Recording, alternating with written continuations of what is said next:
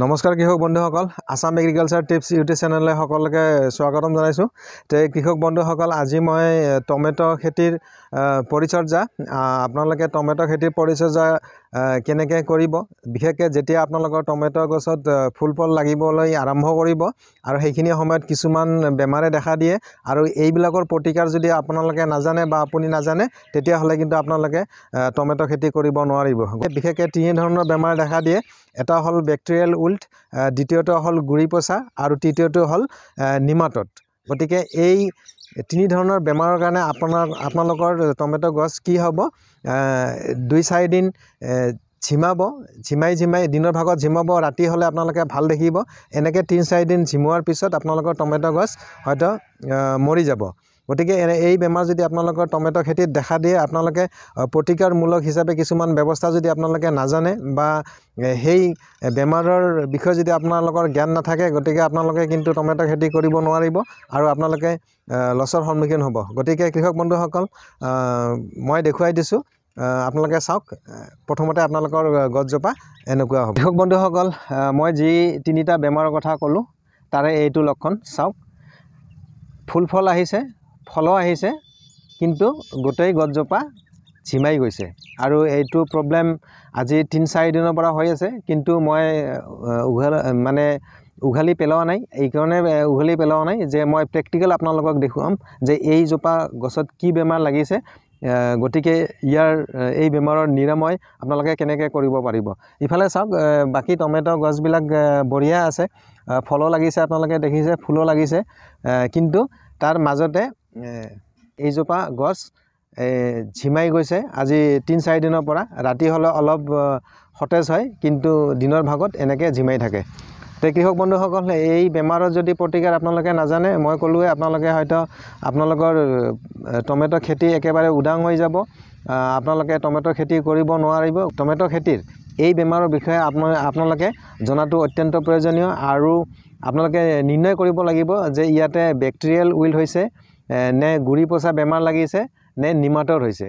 গতিকে এই 3টা বেমাৰৰ বিষয়ে মই অলপ আপোনালোকক জনাম যে যদি আপোনালোকৰ গছজোপাত বেক্টেৰিয়েল উইল্ট হয়, প্ৰথমতে কি হ'ব, এই আগৰ পিনে 2-এটা পাত আপোনালোকৰ কি হ'ব, প্ৰথমতে ঝিমাব, তাৰপিছত আৰু এডাল ঝিমাব, এনেকৈ গোটেই গছজোপা আপোনালোকৰ ঝিমাই অৱশেষত মৰিব।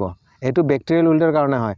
আৰু কৃষক বন্ধুসকল আপোনালোকৰ গুৰি পচা বা যদি নিমাটড হয় কি হ'ব, গোটেই গছজোপা আপোনালোকৰ একেবাৰে ঝিমাব আৰু এনেকৈ 3-4 দিন ঝিমোৱাৰ পিছত আপোনালোকৰ টমেটোৰ গছটো অৱশেষত মৰি থাকিব।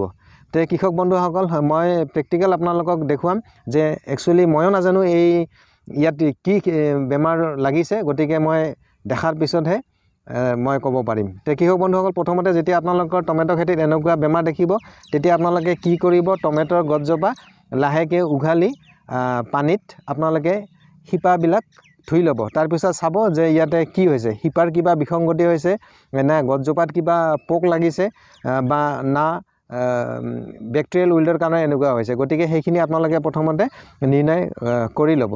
তে কৃষক বন্ধুসকল মই আপোনালোকক দেখুৱাই আছোঁ, আপোনালোকে লাহেকৈ বঢ়িয়াকৈ আপোনালোকে টমেটো যদি যোনটো গছত এনেকুৱা বেমাৰ হয় আপোনালোকে লাহেকৈ উঘালি ল'ব আৰু শিপাবিলাক যাতে ভালে থাকে এনেকৈ আপোনালোকে উঘালি ল'ব।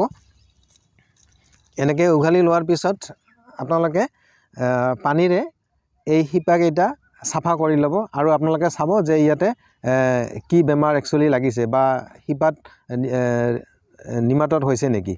তো কৃষক বন্ধুসকল আপোনালোকে যেতিয়া এনেকুৱা বেমাৰ আপোনালোকৰ টমেটো খেতিত দেখা পাব, আপোনালোকে প্ৰথমতে গছজোপা বঢ়িয়াকৈ উঘালি আপোনালোকে এনেকুৱা পানী এবাল্টি লৈ তাতে বঢ়িয়াকৈ আপোনালোকে ধুই ল'ব। তাৰপিছত আপোনালোকে পৰ্যবেক্ষণ কৰিব যে আপোনালোকৰ গছজোপাত আচলতে কি বেমাৰে লাগিছে আৰু সেই হিচাপে আপোনালোকে প্ৰতিকাৰমূলক ব্যৱস্থা গ্ৰহণ কৰিব লাগিব। এনেকুৱাকৈ বঢ়িয়াকৈ আপোনালোকে ধুই ল'ব। কৃষক বন্ধুসকল আপোনালোকে দেখিছে মই পানীৰে বঢ়িয়াকৈ ধুই ল'লোঁ আৰু ইয়াতে কৃষক বন্ধুসকল এটা বস্তু দেখা গ'ল যে শিপাবিলাক ধুনীয়া আছে। ইয়াতে কোনো যোনটো নিমাটড, শিপাৰ যোনটো বেমাৰ নিমাটড ইয়াতে হোৱা নাই। গতিকে আপোনালোকে তাৰপিছত দেখিব লাগিব যে আৰু কিবা বিসংগতি আছে নেকি। তাৰপিছত আপোনালোকে কি কৰিব, এই গুৰিখিনি আপোনালোকে চাব, অলপ হেঁচি চাব যে ইয়াতে কিবা হেৰি হৈছে নেকি। তাৰপিছত কি কৰিব কৃষক বন্ধুসকল, এনেকৈ ভাঙি দিব। আপোনালোকে দেখিছে ইয়াতো একো নাই, পোক চোক লগা নাই বা গুৰি পচাও নাই। গতিকে আপোনালোকে এতিয়া চিয়'ৰ হ'ব লাগিব যে এই গছজোপাত আপোনালোকৰ বেক্টেৰিয়েল উইল্ট হৈছে। যদি আমি ইয়াতে কিবা শিপাৰ বিসংগতি দেখা পালোঁ হয় বা গুৰি পচা দেখা পালোঁ হয়, তেতিয়া সেইটো বেলেগ কথা আছিলে, বেলেগ বেমাৰ আছিলে।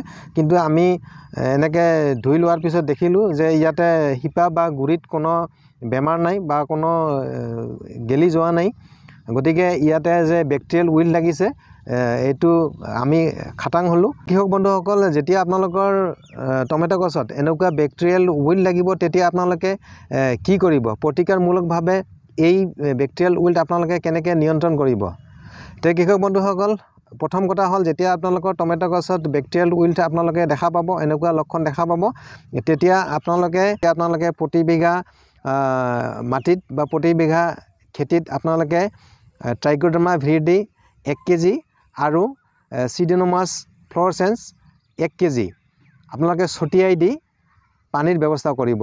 আৰু যেতিয়া আপোনালোকে ট্ৰাইকোডাৰ্মা ভিৰিডি আৰু চিউডোমোনাছ ফ্লোৰেছেন্স আপোনালোকে ছটিয়াই দিব, পানী দিব, ইয়াৰ এসপ্তাহ আগত বা এসপ্তাহ পিছলৈকে কিন্তু কোনো ৰাসায়নিক সাৰ বা কীটনাশক আপোনালোকে ব্যৱহাৰ নকৰিব। এনেকৈ আপোনালোকে বেক্টেৰিয়েল উইল্ট আপোনালোকে নিয়ন্ত্ৰণ কৰিব পাৰিব বা আপোনালোকৰ খেতি সুৰক্ষিত কৰি ৰাখিব পাৰিব।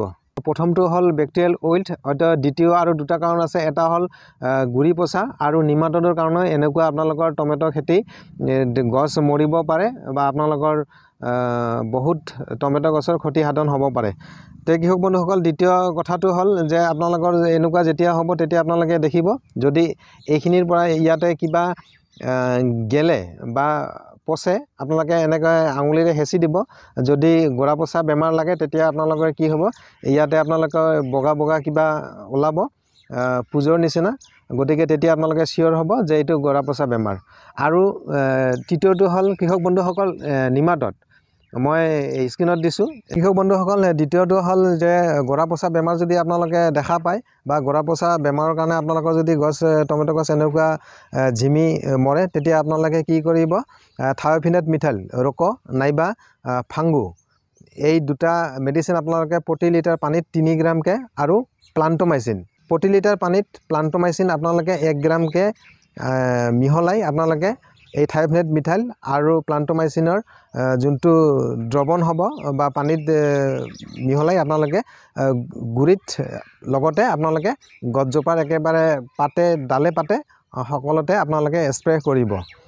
তে কৃষক বন্ধুসকল, তৃতীয়টো হ'ল যে নিমাটড, যে শিপাত আপোনালোকৰ গছৰ শিপাত যোনটো নিমাটড বেমাৰ লাগে, মই স্ক্ৰীণত দিছোঁ। এনেকুৱা যদি আপোনালোকে কি কৰিব, এনেকুৱা হ'লে কৃষক বন্ধুসকল আপোনালোকে আপোনাৰ খেতিত প্ৰতি বিঘা মাটিত বা প্ৰতি বিঘা খেতিত আপোনালোকে যোনটো ফুৰাডন দানা কাৰ্বফুৰান 3G আপোনালোকে প্ৰতি বিঘা মাটিত আপোনালোকে 2 কেজিকৈ আপোনালোকে ছটিয়াই দি পানীৰ ব্যৱস্থা কৰিব। তেতিয়া দেখিব যে আপোনালোকৰ এই নিমাটডৰ সমস্যা আপোনালোকৰ খেতিত নোহোৱা হ'ব। কৃষক বন্ধুসকল, আজিৰ মোৰ এই ভিডিঅ'টো আপোনালোকক কেনেকুৱা লাগিছে?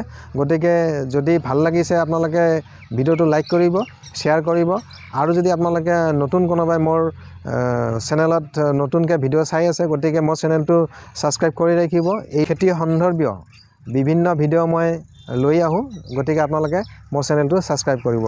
তে কৃষক বন্ধুসকল, আজিলৈ ভিডিঅ'টো ইমানে। নমস্কাৰ।